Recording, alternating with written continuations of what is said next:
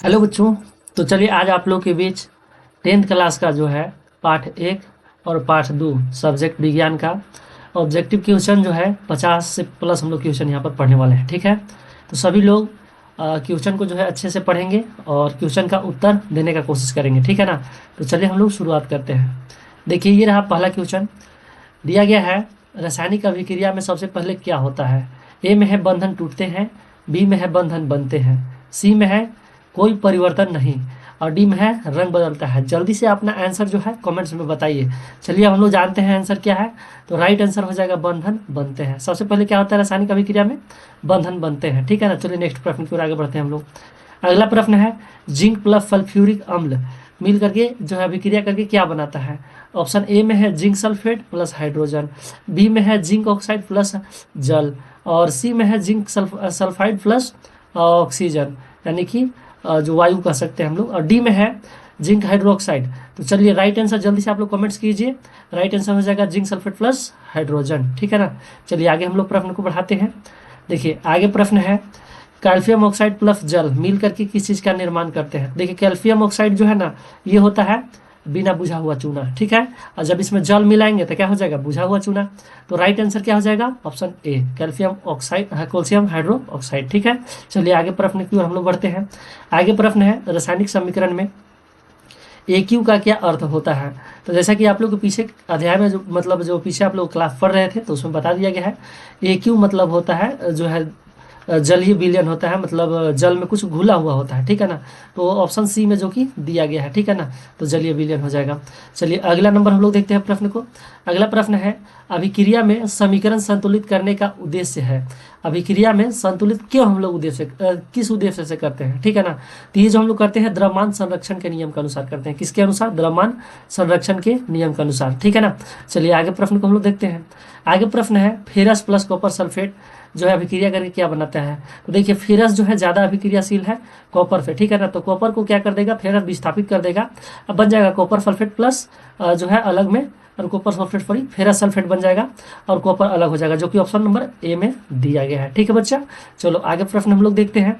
अगला प्रश्न है यहाँ पर दिया गया Fe2O3 प्लस एल्युमिनियम है और ये अभिक्रिया करके क्या बनाएगा। तो चलिए ये हो जाएगा हम लोग के एल्युमिनियम ऑक्साइड। ठीक है ना, Al2O3 और प्लस में फेरस बनेगा। ठीक है ना।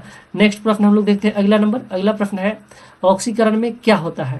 तो देखिए ऑक्सीकरण में ऑप्शन ए में दिया गया है इलेक्ट्रॉन का ह्रास होता है, बी में है इलेक्ट्रॉन का लाभ होता है और सी में है कोई परिवर्तन नहीं होता है और डी में जो है हाइड्रोजन का लाभ होता है। ठीक है ना। तो आप लोग अपना आंसर जल्दी से कमेंट्स कीजिए। इसका राइट आंसर हो जाएगा इलेक्ट्रॉन का ह्रास। ठीक है ना। चलिए आगे प्रश्न की ओर हम लोग बढ़ते हैं। अगला है अपचयन में क्या होता है। देखिए अपचयन में क्या होता है और उपचयन में क्या होता है, यहाँ पर हम आपको दोनों क्लियर करते हैं। देखिए अपचयन में जो होता है ऑक्सीजन का ह्रास होता है। क्या होता है, ऑक्सीजन का ह्रास, जबकि उपचयन में ऑक्सीजन का योग होता है। ठीक है ना। तो राइट आंसर हो जाएगा हम लोग का ए वाला। चलिए नेक्स्ट प्रश्न की ओर हम लोग आगे बढ़ते हैं। अगला प्रश्न है रॉस, यानी जिसको हम लोग रस्ट भी बोलते हैं, ये किस चीज़ से बना होता है। तो ये देखिए बना होता है Fe2O3 N2 XH2, एक्स के स्थान पे कुछ नंबर्स होते हैं। ठीक है ना। तो इसी से बना होता है। ऑप्शन नंबर ए जो हम लोग का सही हो जाएगा। ठीक है। चलिए अगला क्वेश्चन हम लोग देखते हैं। अगला प्रश्न है कैल्शियम कार्बोनेट है और यह अभिक्रिया करके जो है कैल्शियम ऑक्साइड प्लस कैल्शियम करे कार्बन डाइऑक्साइड बनेगा है। यह किस प्रकार की अभिक्रिया है हम लोग के यहाँ पर बताना है। ठीक है ना। तो हम लोग देख रहे हैं कि यहाँ पर जो है वियोजन अभिक्रिया हुआ है। कौन सा अभिक्रिया, वियोजन। अब वियोजन को ही क्या करते हैं, अपघटन। तो ऑप्शन नंबर सी जो है सही हो जाएगा। चलिए आगे प्रश्न हम लोग देखते हैं। अगला प्रश्न है प्रकाश की उपस्थिति में कार्बन डाइऑक्साइड प्लस जो है जल मिल करके क्या बनाते हैं। ठीक है ना। तो देखिए कार्बन डाइऑक्साइड और जल मिल करके जो है ना ग्लूकोज बनाते हैं। ग्लूकोज का सूत्र होता है C6H12O6। ठीक है, जैसा कि ऑप्शन नंबर आपको बी में दे दिया गया है, सही आंसर हो जाएगा। ठीक है। चलो आगे प्रश्न हम लोग देखते हैं। आगे प्रश्न है calcium hydroxide plus carbon dioxide मिल करके रासायनिक अभिक्रिया करते हैं। तो अभिक्रिया करने के बाद क्या बनाते हैं, ऑप्शन आपके सामने है, सही आंसर अपना कमेंट्स में कीजिए। बाकी चलिए हम लोग राइट आंसर जानते हैं, कैल्शियम कार्बोनेट हो जाएगा प्लस में जल हो जाएगा। ठीक है, जो कि ऑप्शन नंबर ए में दिया गया है। आगे प्रश्न है काले तांबे के पात्र पर हरी परत जमने का कारण। क्या कारण है जो काले तांबे के पात्र यानी बर्तन वगैरह जो भी होता है उस पर हरा जो है परत जम जाता है। तो होता है कार्बन डाइऑक्साइड के चलते। किसके चलते, कार्बन डाइऑक्साइड चलते। ऑप्शन नंबर ए हो जाएगा। ठीक है बच्चा। चलो आगे प्रश्न की ओर हम लोग बढ़ते हैं। अगला प्रश्न है मैग्नीशियम को जलाने पर क्या बनता है? मैग्नीशियम को जलाएंगे तो क्या होगा? तो मैग्नीशियम जलता है वायु की उपस्थिति में, इसलिए वो जो है ना MgO यानी कि मैग्नीशियम ऑक्साइड बनता है, जो कि ऑप्शन नंबर ए में दिया गया। ठीक है बच्चा, चलो आगे प्रश्न की हम लोग बढ़ते हैं। द्रव्यमान संरक्षण का नियम किसने दिया? चलिए ऑप्शन में दिया गया है ए में डाल्टन, बी में है लवाइजिए, सी में है न्यूटन, डी में है अरस्तु। राइट आंसर कमेंट्स कीजिए जल्दी से। चलिए हम लोग राइट आंसर जानते हैं, राइट आंसर है लवाइजिए। ठीक है, आगे प्रश्न हम लोग बढ़ते हैं। ठीक है बच्चों, चलिए आगे प्रश्न में दिया गया है जिंक प्लस कॉपर सल्फेट अभिक्रिया करते हैं और इसके बाद जिंक सल्फेट बनाते हैं और प्लस कॉपर को अलग कर देते हैं। तो देखिए यहाँ पर विस्थापन का काम हो रहा है। क्या काम हो रहा है? विस्थापन के। जिंक जो है ज्यादा क्रियाशील है किससे? कॉपर से। तो कॉपर को वहां से हटा दिया और जिंक जो है जिंक सल्फेट बना दिया, तो इसलिए हम लोग क्या कह सकते हैं, इसको विस्थापन अभिक्रिया है। तो ऑप्शन नंबर ए में जो दिया गया है विस्थापन अभिक्रिया राइट आंसर हो जाएगा। चलिए आगे देखते हैं हम लोग। किसी धातु के वायु के संपर्क में आने पर परत जमना क्या कहलाता है? मतलब धातु जब है वायु या नमी के संपर्क में आता है तो उसमें परत जम जाता है, तो उसे क्या कहते हैं हम लोग? तो उसे हम लोग सामान्य भाषा में संक्षारण कहते हैं। क्या कहते हैं? संक्षारण कहते हैं, जिसे हम लोग दूसरा भाषा में अपक्षय भी कहते हैं, जो कि ऑप्शन नंबर बी में दिया गया है। ठीक है बच्चा, चलो राइट आंसर हो गया हम लोग का बी। आगे प्रश्न की हम लोग बढ़ते हैं। आगे देखिए प्रश्न है FeSO4 को गर्म करने पर क्या होगा? मतलब फेरस सल्फेट को जब हम लोग गर्म करेंगे तो क्या हो जाएगा? ठीक है, अभिक्रिया चारों जो है आपके सामने है ऑप्शन। अब राइट आंसर कमेंट्स कीजिए जल्दी से। ठीक है बच्चों, तो देखिए राइट आंसर हो जाएगा Fe2O3 प्लस में जो है SO2 बनेगा और SO3 भी बनेगा। ठीक है, चलिए अगला प्रश्न है प्रकाश की उपस्थिति में होने वाली अभिक्रियाएं हैं। बताइए प्रकाश की उपस्थिति में कैसी अभिक्रिया होता है? प्रकाश संश्लेषण वाला होता है, ये वाला ऑप्शन सही हो जाएगा। चलिए आगे प्रश्न में हम लोग बढ़ते हैं। आगे प्रश्न है PbNO3 और पूरा क्या है ट्वाइस। ठीक है ना, जब इसको हम लोग गर्म करेंगे तो क्या बनेगा बताना है। ऑप्शन आप लोगों के सामने है ABCD। ठीक है ना, राइट आंसर जल्दी से अपना जो है तैयार कीजिए, कमेंट्स भेजिए फटाक से एकदम। हम राइट आंसर आपको चलिए बताते हैं, ऑप्शन नंबर जो है ए में ही हो जाएगा PbO प्लस में नाइट्रोजन ऑक्साइड और इसके बाद जो है O2 भी बन जाएगा, मतलब वायु बनेगा। ठीक है ना, चलिए अगला प्रश्न हम लोग देखते हैं। फोटोसिंथेसिस में कौन सी ऊर्जा का प्रयोग होता है? देखिए बहुत बेस्ट है क्वेश्चन, इसको याद रखेंगे। ठीक है ना, आप इसे 8 क्लास से लगभग पढ़ते आ रहे हैं। फोटोसिंथेसिस में जो है कौन सा ऊर्जा का प्रयोग होता है? ए में है रासायनिक और बी में है सौर और सी में है उष्मा और डी में है यांत्रिक। राइट आंसर हो जाएगा सौर ऊर्जा। ठीक है ना, क्योंकि सौर ऊर्जा से ही फोटोसिंथेसिस का कार्य होता है और ये पौधा में होता है। ठीक है बच्चों, इसी को हम लोग प्रकाश संश्लेषण भी कहते हैं हिंदी में। चलिए अगला प्रश्न हम लोग देखते हैं। जब दो लवण आपस में आयन बदलते हैं तो इसे क्या कहते हैं? दूगो लवण जब आपस में मतलब जो है आदान प्रदान करते हैं, दूगो लवण। ठीक है ना, मतलब दूगो यौगिक जो है आपस में लेन देन करते हैं तो क्या कहेंगे? दो बार विस्थापन हुआ है इसलिए उसे क्या कहेंगे? द्विविस्थापन कहेंगे। राइट आंसर हो जाएगा। ठीक है ना, बी नंबर। आगे प्रश्न की हम लोग बढ़ते हैं। Fe प्लस HCl मतलब देखिए यहाँ पर जो है लोहा है हाइड्रोक्लोरिक अम्ल से अभिक्रिया करेगा तो क्या बनेगा? आपको जल्दी से बताना है। चारों ऑप्शन आपके सामने है, राइट आंसर जल्दी से सोचिए और बताइए फटाक से। चलिए ठीक है, हम लोग राइट आंसर जानते हैं, ऑप्शन हो जाएगा हम लोग के ए वाला जो कि FeCl2 प्लस हाइड्रोजन गैस बनेगा। ठीक है ना, चलिए आगे प्रश्न को हम लोग देखते हैं।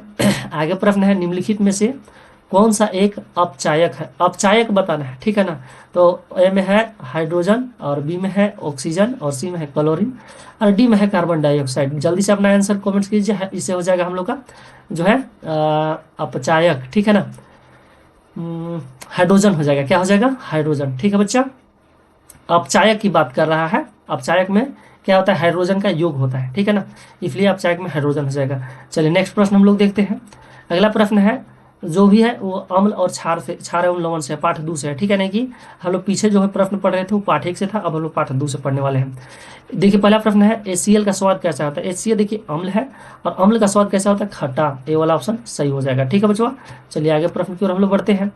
आगे प्रश्न में दिया गया है सोडियम हाइड्रोक्साइड का सामान्य नाम क्या है? ए में है कास्टिक सोडा, बी में है वॉशिंग सोडा और सी में है बेकिंग सोडा और डी में है ब्लीचिंग पाउडर। ठीक है ना, तो देखिए इन लोग के हम थोड़ा सा नाम बता देते हैं। ठीक है ना, देखिए कास्टिक सोडा एक अलग है और वॉशिंग सोडा धोने का सोडा है, बेकिंग सोडा जो पकाने का सोडा है मतलब खाना बनाते हैं जिसे, ब्लीचिंग पाउडर जिसको हम लोग सामान्य भाषा में ब्रिंजक सोडा भी कहते हैं। तो राइट आंसर हो जाएगा हम लोग का कास्टिक सोडा। ठीक है ना, चलिए आगे प्रश्न हम लोग बढ़ते हैं। आगे है दही खट्टा होने पर उसमें कौन सा अम्ल बनता है? तो देखिए दूध दही जो भी है और वो खट्टा है तो उसमें जो है लैक्टिक अम्ल होते हैं। क्या होते हैं? लैक्टिक अम्ल। ऑप्शन नंबर ए हो जाएगा सही। चलिए आगे प्रश्न को हम लोग बढ़ाते हैं। आगे प्रश्न में है दूध के फटने पर कौन सा अम्ल बनता है? दूध जब फट जाता है तो उसमें कौन सा अम्ल बनेगा? तो देखिए दूध फटेगा तो उसमें क्या बनेगा? ऑप्शन आपके सामने है चारों के चारों। आप लोग अपना आंसर जल्दी से इसका कमेंट्स कीजिए, ठीक है ना। तो राइट आंसर वही हो जाएगा, बताए थे जैसा कि लैक्टिक अम्ल। चलिए आगे है, पेट में पाया जाने वाला अम्ल। पेट में कौन सा अम्ल पाया जाता है? आप लोग बायोलॉजी में भी पढ़े होंगे। चलिए इसका हम राइट आंसर ऐसे बताते हैं, HCl, जो कि आपका ऑप्शन नंबर शुरू में ही दिया गया है, ए में ही है, ठीक है ना। चलिए आगे प्रश्न को हम लोग बढ़ाते हैं। आगे प्रश्न है, अम्ल का पीएच मान होता है। अम्ल का पीएच मान क्या होता है? 7 से कम, 7 से अधिक, 7 के बराबर, कोई नहीं। तो देखिए अम्ल जो भी होता है ना 7 से कम होता है, ठीक है ना। तो ए वाला ऑप्शन हम लोग का सही हो जाएगा। चलिए आगे प्रश्न को देखते हैं। क्षार का पीएच मान होता है। क्षार का पीएच मान क्या होता है? तो 7 से कम है, बी में है 7 से अधिक, और सी में है 7 के बराबर, और डी में है 0। राइट आंसर हो जाएगा 7 से अधिक जो होता है ना वो क्षारीय होता है, ठीक है ना। तो बी वाला ऑप्शन हम लोग का सही है, ठीक है। चलिए आगे प्रश्न को हम लोग बढ़ाते हैं। आगे प्रश्न है, सोडियम हाइड्रोक्साइड का स्वाद कैसा होता है, ठीक है ना। तो ए में है खट्टा, बी में है कड़वा, और सी में है नमकीन, और डी में है मीठा। अगला नंबर हम लोग देखते हैं, नींबू में पाया जाने वाला अम्ल। नींबू में जो अम्ल पाया जाता है वो कौन सा अम्ल होता है? यहाँ पर 4 ऑप्शन आपको दिया गया है। ए में है एस्कॉर्बिक अम्ल, और बी में है साइट्रिक अम्ल, और सी में है टार्टिक अम्ल, और डी में है लैक्टिक अम्ल। राइट आंसर हो जाएगा सिट्रिक अम्ल, जिसको साइट्रिक भी बोलते हैं, ठीक है ना। चलिए अगला प्रश्न, लिटमस जो है नीला फिर लाल हो जाता है, किसके कारण होता है? तो अम्ल के कारण से। किसके कारण से? अम्ल के, ठीक है ना। तो चलिए राइट आंसर यहाँ पर टिक कर दिया गया है। आगे प्रश्न को बढ़ते हैं हम लोग। आगे प्रश्न है, सोडियम हाइड्रोक्साइड प्लस HCl जब अभिक्रिया करेंगे तो क्या बनेगा, ठीक है ना। चलिए अगला प्रश्न हम लोग देखते हैं, ये वाला प्रश्न। ये इसमें ऑप्शन दिया गया है, आप लोग जो है ऑप्शन के अनुसार जल्दी से आंसर अपना बताइए। राइट आंसर हो जाएगा सोडियम क्लोराइड प्लस जल ही बनेगा, ठीक है ना। चलिए आगे प्रश्न है, सोडियम कार्बोनेट इंटू 10H2O, मतलब जो है ये सूत्र है, ठीक है ना। किसे कहते हैं बताना है। वॉशिंग सोडा मतलब धोने का सोडा, बेकिंग सोडा, और सी में है ब्लीचिंग पाउडर, और डी में है कास्टिक सोडा। राइट आंसर हम लोग का हो जाएगा वॉशिंग सोडा। क्या हो जाएगा? वॉशिंग सोडा, यानी कि धोने का सोडा, ठीक है ना। चलिए आगे प्रश्न है, सोडियम हाइड्रोजन कार्बोनेट को क्या कहते हैं, ठीक है ना। सोडियम हाइड्रोजन कार्बोनेट को क्या कहते हैं? तो ए में है बेकिंग सोडा, और बी में है वॉशिंग सोडा, और सी में है कास्टिक सोडा, और डी में है लाइम। तो इसे बेकिंग सोडा कहते हैं। क्या कहते हैं? बेकिंग सोडा, ठीक है बच्चा। अगला क्वेश्चन जो है, सोडियम कार्बोनेट का सामान्य नाम बताना है। सोडियम कार्बोनेट का सामान्य नाम वॉशिंग सोडा है, बेकिंग सोडा है, कास्टिक सोडा है, या ब्लीचिंग पाउडर है, ठीक है ना। तो राइट आंसर हो जाएगा वॉशिंग सोडा, ठीक है। चलिए आगे हम लोग प्रश्न को बढ़ाते हैं। दूध में अम्लीयता की जांच किससे होती है? दूध में जो है अम्ल है कि नहीं है किससे हम लोग जांचते हैं? तो उसे लिटमस पत्र से जांचते हैं। कैसे? लिटमस पत्र से। चलिए आगे प्रश्न को हम लोग बढ़ाते हैं। अगला प्रश्न है, बेकिंग सोडा गर्म करने पर क्या बनाता है? बेकिंग सोडा जब गर्म हो जाता है तो क्या बनता है, ठीक है ना, बताना है। आपके सामने 4 ऑप्शन है, आप लोग अपना राइट आंसर जल्दी से भेज दीजिए। ऑप्शन नंबर ए हो जाएगा, ठीक है ना। सोडियम कार्बोनेट भी बनाता है, कार्बन डाइऑक्साइड भी बनाता है, और जल भी बनाता है। चलिए आगे प्रश्न को हम लोग बढ़ाते हैं। आगे प्रश्न है, CH3COOH, यानी कि क्या है ये?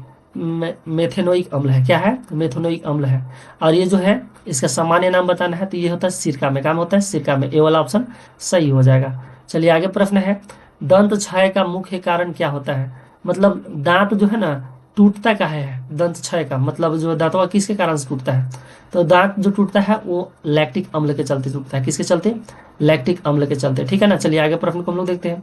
ब्लीचिंग पाउडर का सूत्र क्या है बताना है हम लोग। ब्लीचिंग यानी कि विरंजक चूर्ण, ठीक है ना।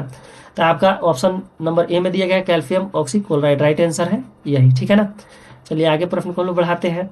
साबुन बनाने में प्रयुक्त क्षार है। प्रयुक्त मतलब साबुन बनाने में जो है कौन सा क्षार का प्रयोग किया जाता है? तो साबुन बनाने में जो है सोडियम हाइड्रोक्साइड का प्रयोग किया जाता है, ठीक है ना। तो ए वाला ऑप्शन हम लोग का हो जाएगा सही।